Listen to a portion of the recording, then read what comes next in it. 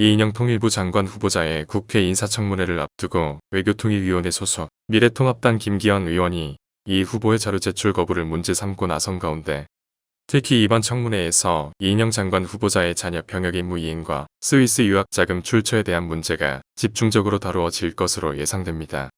김기현 의원은 12일 자신의 페이스북에 이인영 후보자 자료 제출 거부, 야당을 청문회 들러리쯤으로 생각하나 라는 제목으로 글을 올리고 이인영 통일부 장관 후보자가 국회 인사청문회를 대놓고 무력화시킬 작정인가 봅니다고 비난을 했습니다.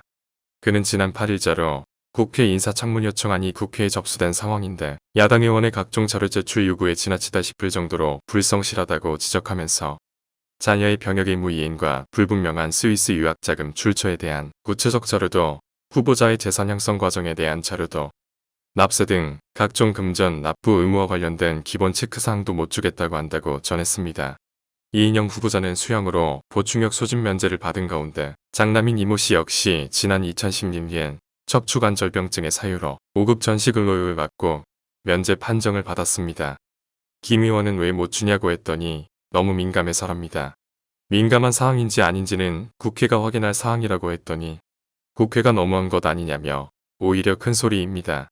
적반하장도 유분수지 누가 청문위원이고 누가 후보자인지 모르겠습니다라고 밝혔습니다. 이어 인사청문회에 가장 기본적인 자료도 제출하지 않겠다고 하는 이런 청문회가 무슨 필요가 있습니까? 라고 반문했습니다.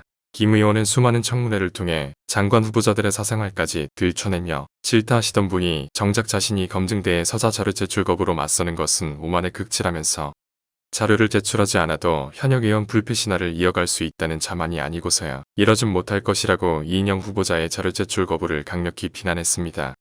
그는 집권 여당의 원내대표까지 역임하신 분이 스스로 국회의 권능과 권위를 추락시키는 이런 행태가 과연 책임 있는 정치인의 모습인지 묻지 않을 수 없다고 했습니다. 그러면서 사생활이어서 자료를 제출하지 못하겠다고 할 것이 아니라 사생활을 검증받지 못하겠다면 장관직 하지 마십시오.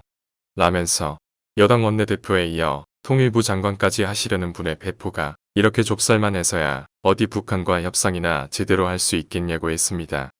의원은 야당의 자료 요구에 계속 무성의로 일관한다면 우리도 굳이 이런 무의미한 청문회에 글러리로 서야 할 필요가 있을지 고민 좀 해봐야겠다고 밝혔습니다.